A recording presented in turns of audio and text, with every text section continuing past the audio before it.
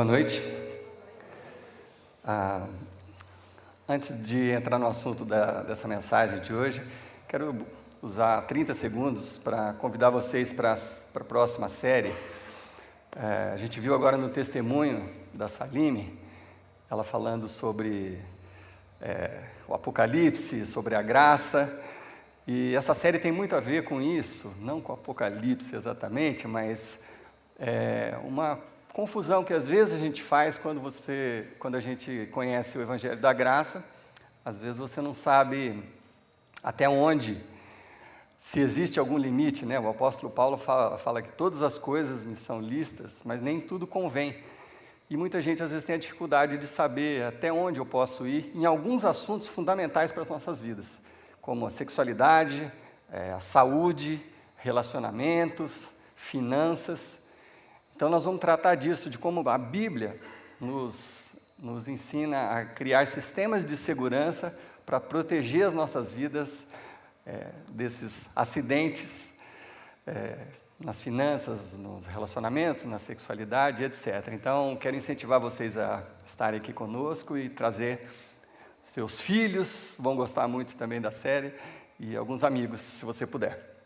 Bom, estamos encerrando hoje essa série que fala sobre eu queria ser você, sobre você estar sempre olhando para o lado e tirando conclusões sobre você mesmo.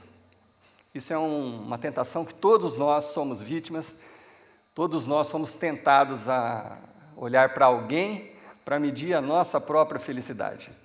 Então, se você tem mais do que alguém, você se sente brevemente feliz. Se você vê que você tem menos, você se sente infeliz. Se você é mais bonita do que fulana, você se sente bem. Se você já não é tão bonita, você já não se sente bem. Quer dizer, nós temos esse hábito de olhar ao nosso redor para saber se nós estamos bem.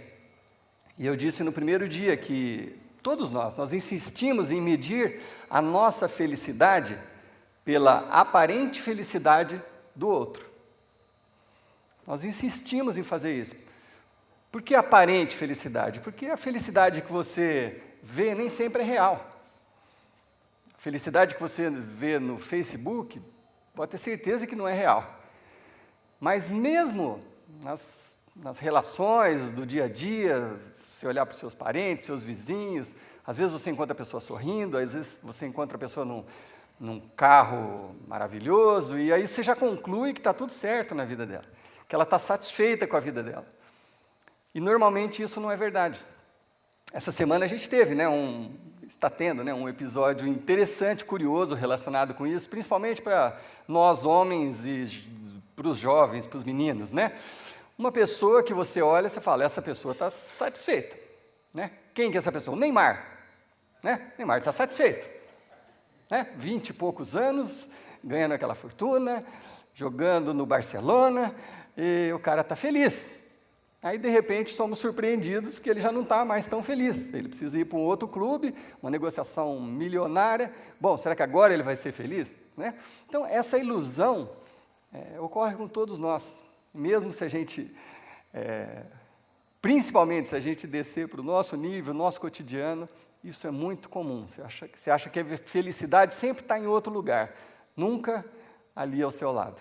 E é disso que a gente tem falando, e a gente vem falando, e uma coisa que eu enfatizei nas duas mensagens, e se você não assistiu, as mensagens estão disponíveis no canal da Capela, é que não há nenhum benefício na comparação. Falei isso várias vezes, vou falar pela última vez hoje. Não há nenhum benefício em você olhar para o lado e tirar conclusões sobre si mesmo, porque sempre vai ter alguém mais bonito, mais talentoso, mais rico, mais feliz, mais sarado, com mais saúde, sempre vai ter alguém que você vai achar que a sua felicidade não existe porque ela estaria naquele lugar. Se você fosse mais talentoso, se você tivesse aquele emprego, se você fosse casado com aquela pessoa, você seria feliz. Então a felicidade nunca está aqui. Então não existe benefício em se fazer isso. Não existe benefício em se olhar para os lados. Nenhum benefício. Salomão, nós lemos aqui no primeiro dia, Salomão fala que é uma bobagem se olhar para os lados. Ele fala que é correr atrás do vento. é correr atrás do nada, você não vai ter nenhum benefício com essas comparações com as outras pessoas. E aí eu finalizei, na semana retrasada, com a pergunta: quem que eu vou usar como referência para saber se eu estou bem? Quem vai ser a minha referência? E na semana passada nós falamos especificamente sobre isso. O apóstolo Paulo, ele apresentando Jesus, ele disse que Jesus veio a esse mundo não apenas para nos perdoar os pecados, para nos salvar a nossa alma do inferno. Jesus veio a esse mundo para resgatar um relacionamento com Deus, e um relacionamento que está muito mais além do que nós imaginamos. Um relacionamento de filho e pai. Então Jesus veio mostrar que Deus é o nosso pai, papaizinho querido. Nós lemos lá em Gálatas 4, Abba, pai, é um papaizinho querido. Então, se você for tirar suas conclusões, suas deduções sobre si mesmo, procure alguém que fez algo por você. Procure aquele que te fez, que te amou, aquele que te redimiu através de Jesus Cristo.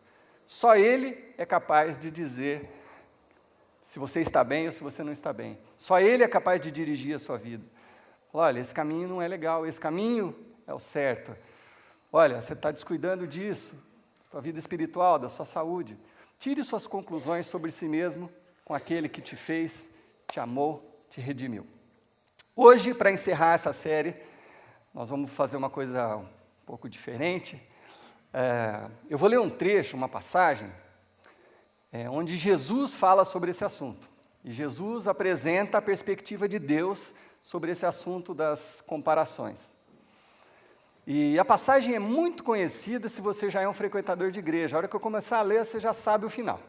Porque você é um frequentador de igreja e você já leu essa passagem, já ouviu alguma pregação sobre isso. Mas eu insisto que você fique concentrado, porque muito provavelmente você vai tirar uma lição nova para você dessa passagem. Eu creio nisso, tenho orado por isso e é assim que eu creio. Bom, Jesus, nesse texto que nós vamos ler, que está lá em Mateus capítulo 25, é o próprio Jesus falando, e ele fala sobre esse assunto da comparação, usando uma parábola. Se você não sabe o que é uma parábola é uma história que pode até ser verdadeira, mas normalmente não é. É uma história criada para você entender um ponto de vista. É uma ilustração usada, como a gente faz isso o tempo inteiro nas nossas conversas, alguma ilustração que você usa para provar um ponto, para mostrar um ponto. Então, Jesus conta uma parábola para falar dessa questão nossa da comparação. E sempre nas parábolas, você fica de olho, assim, mas quem será que Jesus está falando que sou eu? Quem será que é Deus? Qual é a minha relação com essa história? Então, vamos direto nesse texto, e aí, ao passar dos versículos, a gente vai explicando um pouco como aplicar isso nas nossas vidas. É a parábola dos talentos, que talento, na verdade, é uma quantidade de ouro ou de prata, é um valor, não é exatamente talento para tocar a música, mas fica até bom você entender essa parte também, porque se aplica do mesmo jeito. Mas é a parábola dos talentos, que diz o seguinte, lá no versículo 14 de Mateus 25. Diz assim: e também será como um homem que... Deixa eu só explicar por que já começa assim, e também. Porque Jesus já vinha contando uma outra parábola.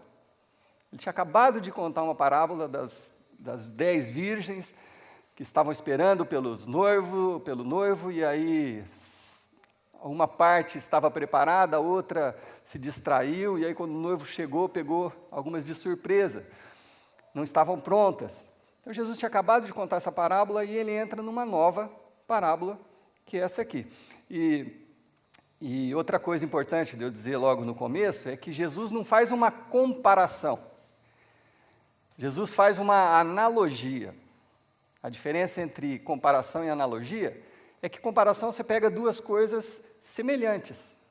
Então, se eu pegar algum adulto, homem, e eu fizer eu sou assim, fulano é assim, aí eu estou fazendo uma comparação. Uma analogia é com algo são coisas diferentes.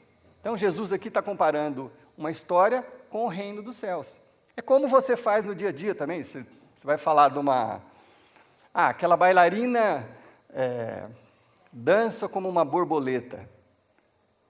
Não é literal, né? Ela não dança como a borboleta, nem dança. Você está fazendo uma analogia da leveza da borboleta com a bailarina. É isso que é a diferença entre analogia e comparação. Enfim, então vamos seguir.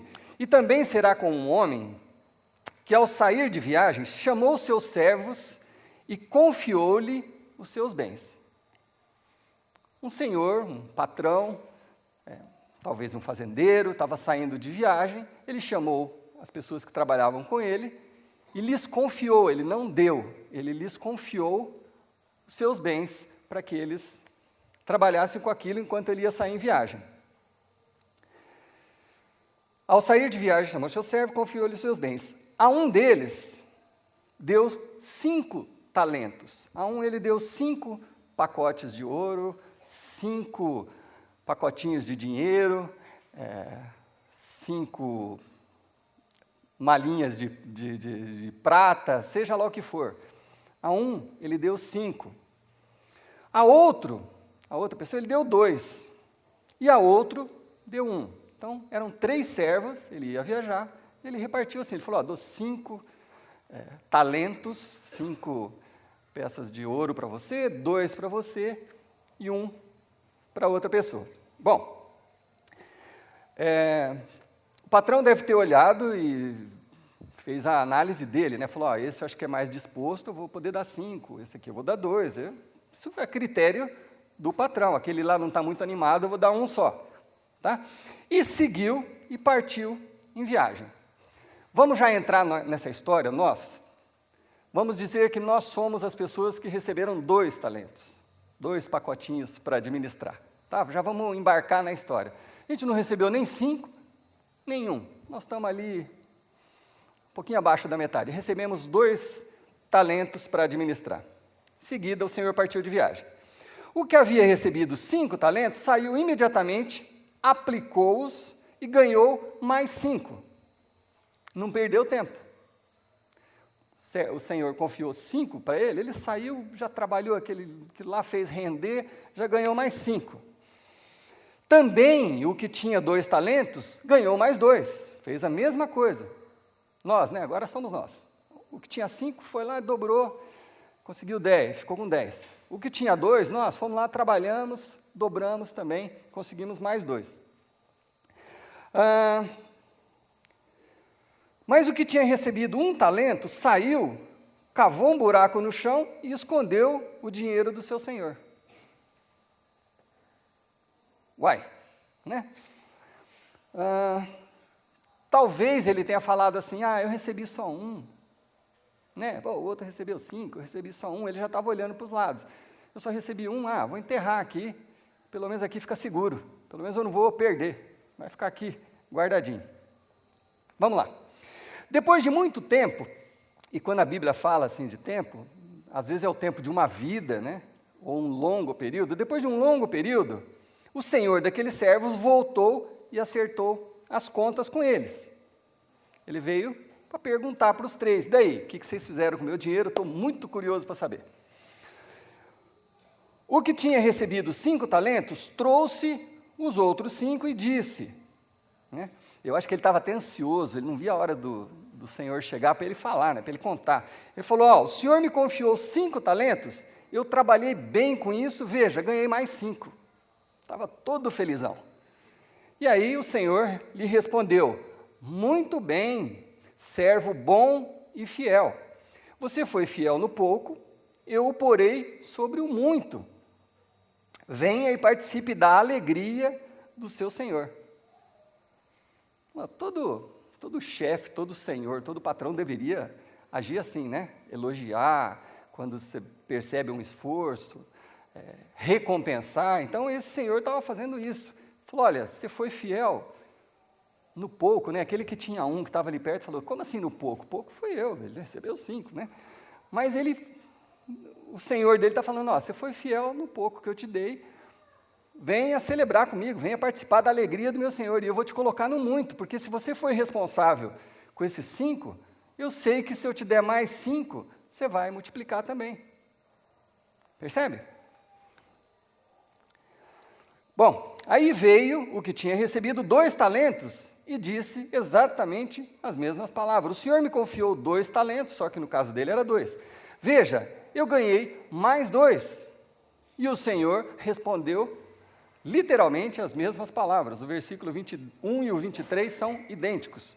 O Senhor respondeu: muito bem, servo bom e fiel. Você foi fiel no pouco, e eu o colocarei no muito. Venha e participe da alegria do seu Senhor. Percebe que, no ponto de vista desse Senhor, que quem sabe você ou aquela audiência de Jesus já estava imaginando, talvez o Senhor seja Deus, eu seja um desses aí. Da perspectiva daquele Senhor, não fazia diferença entre o de 5 e o de 2. Os 2 foram fiéis.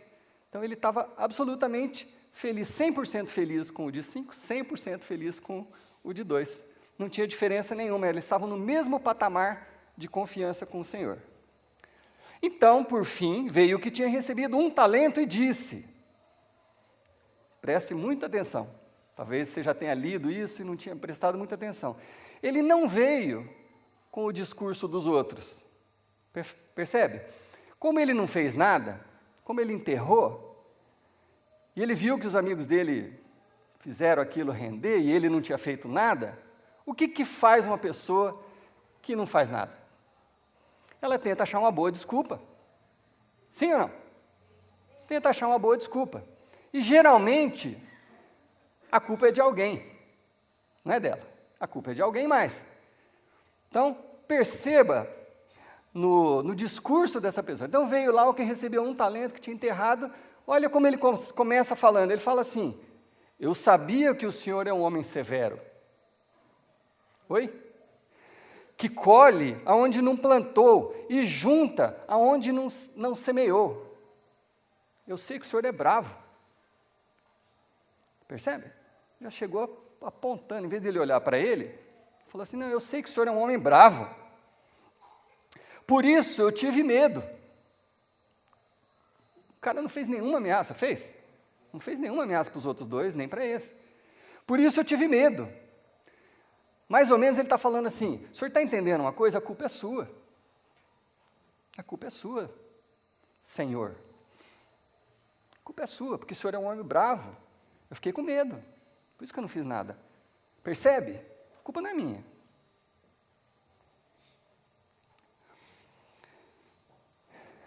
Então, eu saí, o que eu fiz? Eu saí e escondi o seu talento no chão. Veja, talvez ainda estivesse cheio de terra, né? Veja, aqui está o que lhe pertence. Aí o Senhor olhou para aquilo, né? Lembre-se que é uma parábola e não é literal. Jesus não está falando que Deus age assim, ele está contando uma parábola para explicar uma outra coisa. O Senhor respondeu, servo mau e negligente. Numa outra versão da Bíblia, talvez na sua Bíblia, ele fala preguiçoso. Ele usa essa palavra, preguiçoso. Se você sabia que eu colho onde não plantei e junto onde não semeei, então você deveria ter confiado meu dinheiro, pelo menos, aos banqueiros, para que quando eu voltasse, eu o recebesse de volta com juros. Pelo menos isso você devia ter feito. Você é um preguiçoso. Você é um preguiçoso, você é um desleixado, um negligente. Vamos falar a verdade? Vamos falar a verdade? Você é um preguiçoso. Você não quis fazer nada. Você podia pelo menos ter colocado na poupança, rendia um jurozinho. Até isso você teve preguiça de fazer. E aí ele ordena, tirem o talento dele, aquele pacotinho que ele desenterrou, e entreguem-no ao que tem 10. Pois a quem tem, mais será dado, e terá em grande quantidade. Mas quem não tem, até o que tem, lhe será tirado. Você diria assim, Jesus, mas isso não é justo. Lembre-se que é uma parábola. Lembre-se que é uma parábola. Mas um líder competente, um senhor competente, um patrão competente, Não é mais ou menos isso que faz? Você olha, pô, aquele ali, toda tarefa que eu peço, ele faz e faz muito bem. Se eu tiver uma outra tarefa importante, bom, aí o outro, eu peço um negócio, ele não faz, e protela, e bota a culpa em alguém. Ah, eu liguei, mas a pessoa não atendeu, e não sei o quê. Agora eu tenho uma coisa importante aqui nas mãos, para quem que eu vou dar? Né? Ó, esse aqui é um projeto muito legal, vou dar para aquele, ou vou dar para aquele que já mostrou que faz alguma coisa, né? E a coisa que na parábola ainda piora. E o Senhor disse assim, e lancem fora esse servo inútil nas trevas, onde haverá choro e ranger de dentes. Pá? Botar uma pedra em cima desse assunto. Bom, o que Jesus quis dizer com essa história, com essa parábola?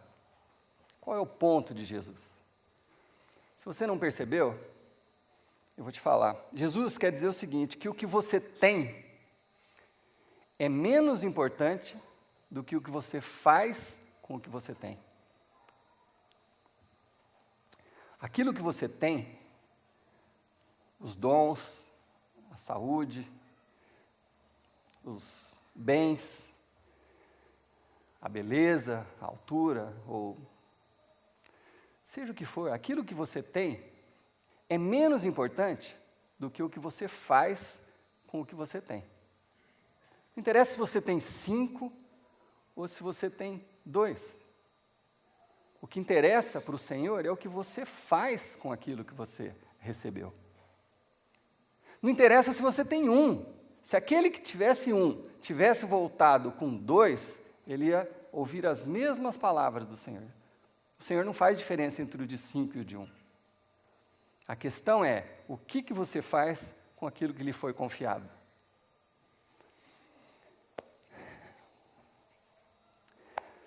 A nossa vida é mais ou menos como isso aqui. Isso aqui pode ser a história da minha vida, a história da sua vida.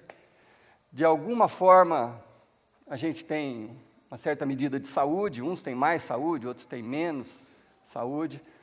Você tem lá o seu dinheirinho, uns têm mais, outros têm menos. Sua família, um tempo de vida, né? Uns têm mais, outros têm menos. Uns já estão na outra metade. Algum dom artístico, joga bola, ou natação, ou sei lá, alguma coisa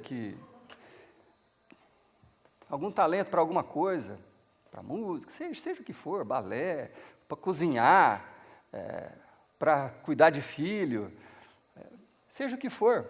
Pessoas têm lá os seus dons, seu trabalho, seja qual for o seu trabalho, você tem a sua história de trabalho, sua história de família. Todos nós, isso aqui é a nossa vida. A única coisa que nos difere talvez seja essa interrogação aqui, que simboliza algo que só eu tenho, só você tem. Uma particularidade que Deus colocou em você, que só você tem, que difere você de todas as outras pessoas. Mesmo que a quantidade disso aqui que você tem já seja um diferencial das outras pessoas, já faz de você uma pessoa única. Talvez você não tenha tanta saúde, mas talvez você seja mais esperto nos negócios. Quer dizer, isso aqui é um resumo do que somos nós, do que é a nossa vida. A questão é, o que nós fazemos com o que nós recebemos de Deus? À medida que você recebeu de saúde, de inteligência, de influência, vida financeira, de família, o que você faz com aquilo que você recebeu?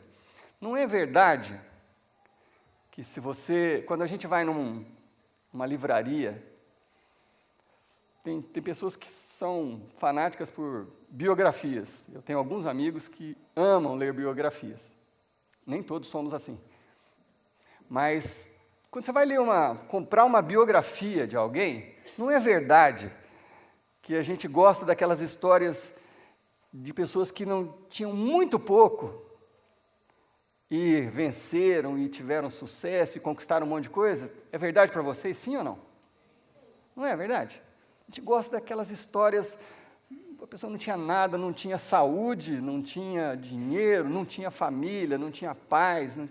Essa semana, acho que retrasada, eu li um texto de um jogador de futebol, mas muito bem escrito, do Daniel Alves, não sei se alguém teve o prazer de ler esse texto, muito bonito. Ele contando que toda vez que ele vai entrar numa partida de futebol, é o Daniel Alves, para as meninas, é o lateral da seleção brasileira, tá? Está jogando no PSG agora, o mesmo time que o Neymar está indo. Enfim, jogou no Barcelona há muito tempo. Ele diz que toda vez que ele vai entrar num jogo, ele fica alguns minutos sozinho na frente de um espelho e ele faz uma revisão da vida dele. Ele volta lá na infância dele. Ele é um cara que não tinha nada, morava no meio do mato com a família. A escola, para ele ir para a escola, ele tinha que andar 20 quilômetros todos os dias, 20 para ir, 20 para voltar, para ir na escola. Começou a jogar bola, mas não tinha recurso, não tinha nada, aí o pai fazia o maior sacrifício para levar ele lá na cidade, uma vez por semana, para ele fazer um jogo lá, e ele diz que revê isso, todo jogo que ele vai jogar, ele revê isso no espelho. Aí ele diz que pula para um outro momento da vida dele, que ele tinha lá 13 anos, ele foi treinar num clube bem simples, morar com molecada, com mais de 100 garotos lá que jogavam bola. E ele fala o seguinte: entre os 100, eu era talvez o número 51 em habilidade. Tinha 49 melhor do que eu. Naquele 100, ele com 13 anos, lá no fim do mundo. Ele falou assim, mas eu não tenho talvez a habilidade que eles têm. Não tive as oportunidades que tiveram, mas eu vou ganhar na força. Eu vou me esforçar até eu conseguir. Então ele vai fazendo esse retrospecto da vida dele, cada jogo. E aí isso o fortalece, porque ele foi um cara que transformou uma história complicada, recurso zero, ele disse que passou fome lá no timinho que ele estava jogando, o primeiro, ele chegou a passar fome. Até o primeiro dia que ele falou assim, que a única mentira que ele contou na história dele de futebol, ele falou que uma vez, quando ele, acho que já tinha uns 15 ou 16, falaram que o Sevilha queria contratar ele. Aí o cara falou, você conhece o Sevilha? Ele falou, claro, conheço. Não sabia nem o que era. Ele não fazia ideia do que era. Enfim, mas são histórias assim que mexem com a gente, né? A pessoa recebeu muito pouco, quase nada, e transformou aquilo numa história de sucesso. Ele é um jogador conhecido, pôde ajudar a família dele, joga na seleção, enfim. O que você tem é menos importante do que o que você faz com aquilo que você tem. Na parábola, Jesus diz que chega um momento que você vai ser cobrado. Jesus dá essa maneira para a gente pensar, que uma hora o seu Senhor vai falar assim, então, o que você fez?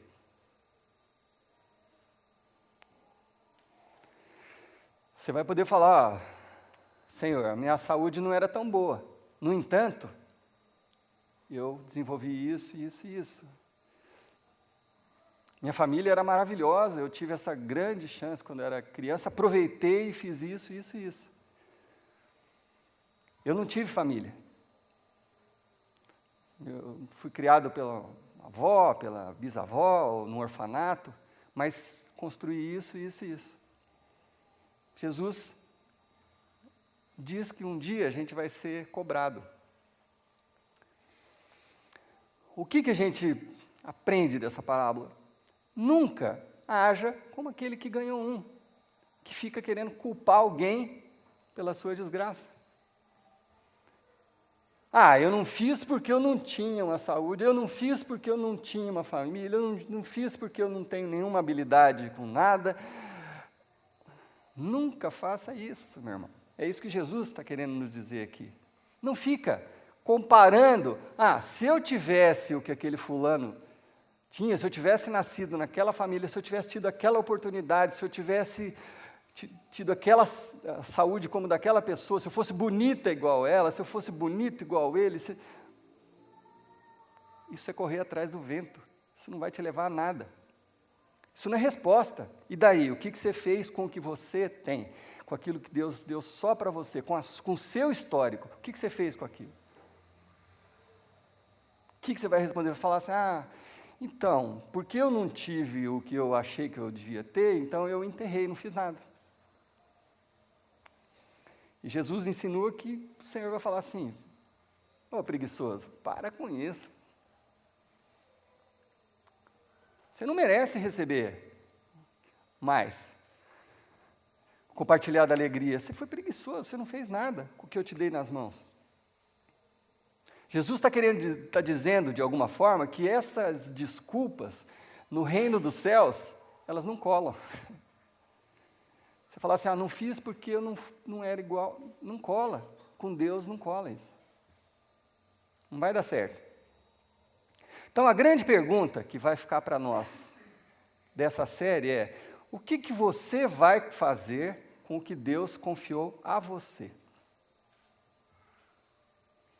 O que você está fazendo com o que Deus confiou a você? Pode ser que você nunca tinha pensado dessa forma, lendo essa parábola, pode ser que você nunca tenha ouvido falar dessa parábola. Seja qual for a sua situação. O desafio nosso, que Jesus está trazendo é, de hoje em diante, o que eu vou fazer com aquilo que Deus me deu? Uma coisa que eu não vou mais fazer é ficar me comparando com alguém, apontando o dedo, olhando para os lados. Não, eu sou único. Deus, só eu tenho essa história aqui. Só eu, só você tem a sua história. Ninguém é igual a você. Ninguém. Só você tem a história que você tem. O que você vai fazer com aquilo que Deus te confiou? Eu confesso para vocês que há 12 anos, quando nós começamos a capela, eu tive esse desafio com Deus. Eu não me sentia capaz de estar fazendo isso que eu estou fazendo hoje, falando para um grupo de pessoas. Eu tenho um histórico que investi muitos anos da minha vida em música, em arte. Falei assim, Deus, se eu tiver, porque Deus me conduziu para isso, não foi nenhuma coisa que eu sonhei fazer, eu nunca sonhei na minha vida ser líder de igreja, ser pastor, de verdade, meu pai é pastor e ele sabe disso, eu nunca tive esse sonho. Chegou uma situação da minha vida que as coisas foram se estreitando, Deus fechou um monte de porta e eu me vi numa situação que eu tinha que dar a resposta. E a minha primeira reação foi falar assim, mas eu não tenho mestrado nessa área, eu tenho conhecimento de outras áreas, mas essa área tenho conhecimento, mas não tenho diplomas importantes, talvez eu não tenha a habilidade necessária, talvez não, eu não tenho a habilidade necessária, eram essas minhas respostas, não tenho. Eu sou músico, minha cabeça é de músico, eu posso tocar na frente de um público, eu sou introspectivo. Tocar tudo bem, mas falar na frente do público, para mim era um desafio muito grande. Então, assim, eu falei para Deus, Deus, dá uma olhada na minha estante, não vai dar. Não vai dar. Eu não tenho, se eu tivesse o conhecimento que fulano tem, se eu tivesse a habilidade com as palavras que fulano tem, se eu tivesse... Era mais ou menos isso que passava dentro do meu coração e dentro da minha cabeça. Mas aí, pensando, entre outras coisas, nessa parábola, eu falei, mas eu vivi tanta coisa, tive tanta experiência com tantas coisas diferentes, viajei muito por causa da música, conheci de gente muito simples até gente muito importante, artista, gente muito rica. Quer dizer, eu transitei, isso foi uma experiência que eu tive, transitei em todos os mundos. Pô, isso está na minha estante. Isso está na minha estante. Eu aprendi a falar com todo tipo de gente. Falo com um mendigo de rua e falo com o prefeito do mesmo jeito. Para mim não tem diferença. Quer dizer, eu me lembrei que eu comecei muito cedo a dar aula de música, com 14 anos. Eu aprendi lá algumas coisas, com 14 já comecei a dar aula. E o pessoal gostava do jeito que eu explicava, porque eu conseguia simplificar a música, assim, do jeito que eu entendia, as pessoas entendiam. Eu comecei a ver que, assim, eu não tinha aquela caixa que o fulano tinha, ou aquele dom que o outro tinha, mas, assim, o que eu tinha, eu estava me colocando à disposição de Deus. Falei, Deus, o que eu tenho é isso aqui, se der para fazer com isso, tudo bem, eis-me aqui, foi essa a minha decisão. E é mais ou menos isso, gente. Eu nem quero dizer que eu não olho para a minha história e falo assim, uma história de sucesso. Não, eu estou engateando ainda, faz 12 anos que a gente está com essa igreja aqui. Tem muita coisa que eu não sei, tem muita habilidade que eu ainda quero desenvolver. Não é disso, eu não estou falando de mim. Pelo amor de Deus, me entendam a sinceridade do meu coração. O que eu estou querendo dizer é que num determinado momento eu falei, Deus, o que eu tenho é isso, e estou colocando nas suas mãos. Se der para usar isso aí, conta comigo. Foi essa a decisão que eu tomei.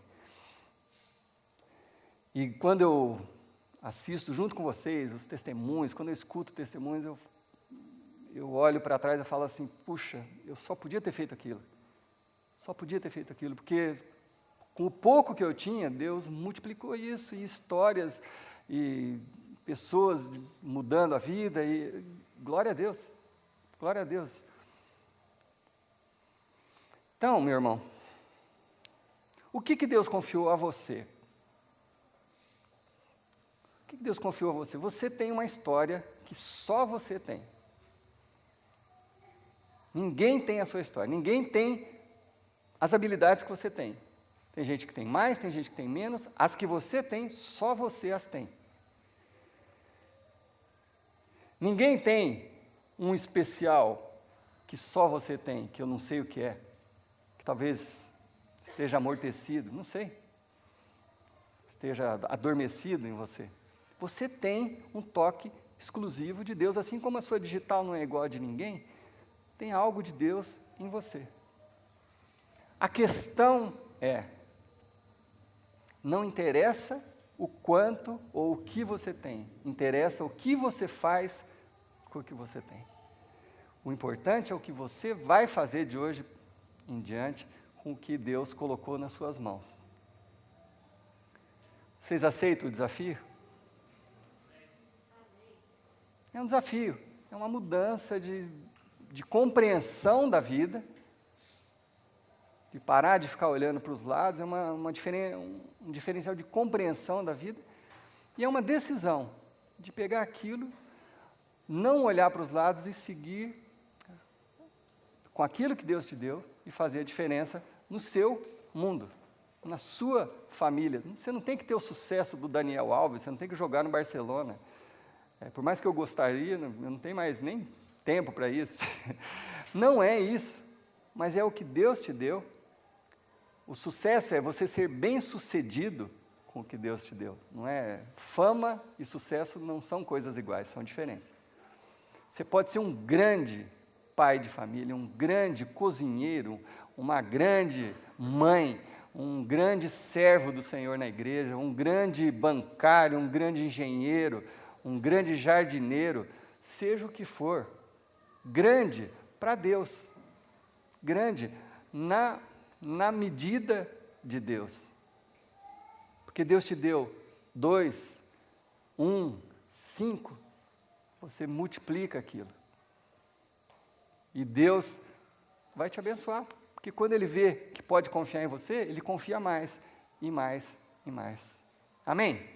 Amém. Vamos orar? Senhor Deus, talvez algumas pessoas vão sair daqui, entrar nos seus carros, e já vão se esquecer do que nós estamos falando. Já vão reparar no outro, na outra. Talvez amanhã, indo para o trabalho, a nossa tendência vai ser esquecer disso, dessas tuas palavras, e já se comparar com alguém. A minha oração, Deus, é que o Senhor quebre esse ciclo nas nossas vidas, em nome de Jesus.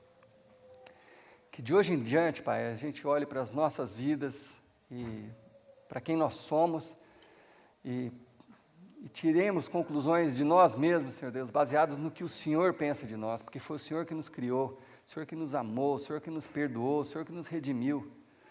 Que a gente pare, Senhor Deus, em nome de Jesus, de ficar olhando para os lados e olhe para o que o Senhor nos deu. E que a decisão, Senhor Deus, de usar o pouco, o médio, o muito que o Senhor nos deu e multiplicar, seja uma decisão diária nas nossas vidas. Que a cada manhã, Pai, a gente faça essa oração. Deus, o que eu tenho é isso aqui, mas está nas Tuas mãos, Pai, para o Senhor usar. Eu quero multiplicar o que o Senhor colocou nas minhas mãos, esse pouquinho.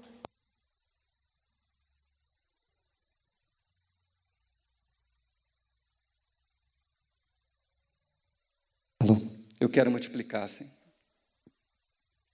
Que isso seja uma decisão minha, da minha vida, na minha família, assim como cada um dos meus irmãos que estão ouvindo essa palavra. O Senhor derrame, Senhor Deus, sobre cada um a sabedoria e a disposição de, a partir de hoje, Senhor Deus, viver com aquilo que o Senhor nos deu, contentes da vida, satisfeitos, sabendo que o Senhor vê cada coisa pequena e multiplica nas nossas mãos. Em nome do Teu Filho amado que nós oramos, para a Tua glória. Amém.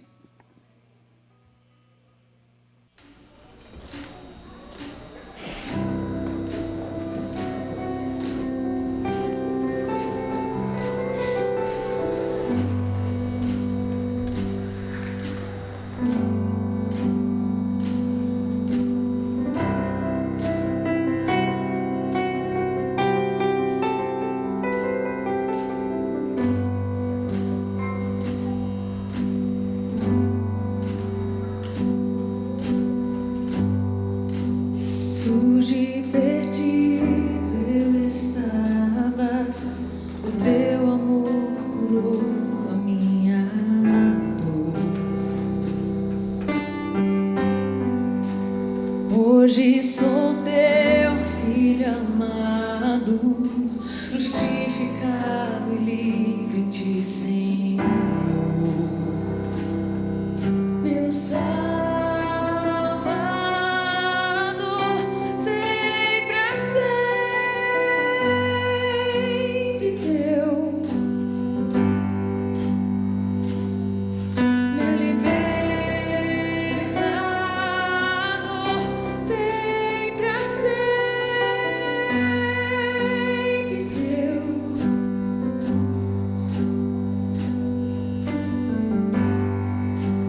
limpo e resgatado,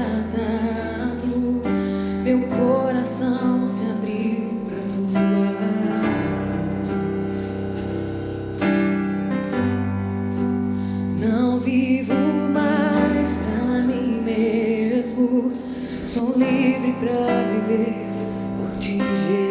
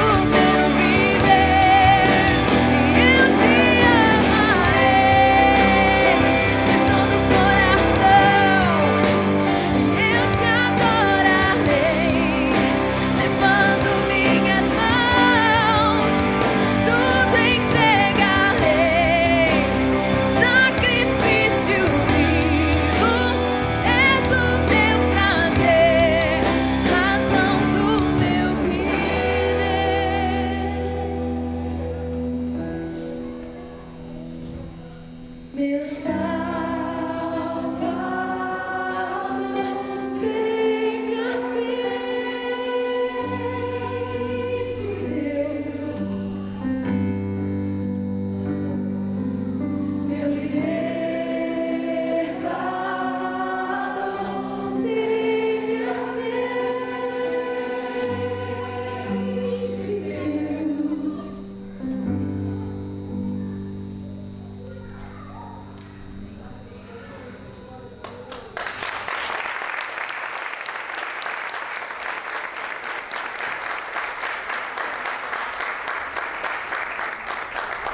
Boa semana para vocês.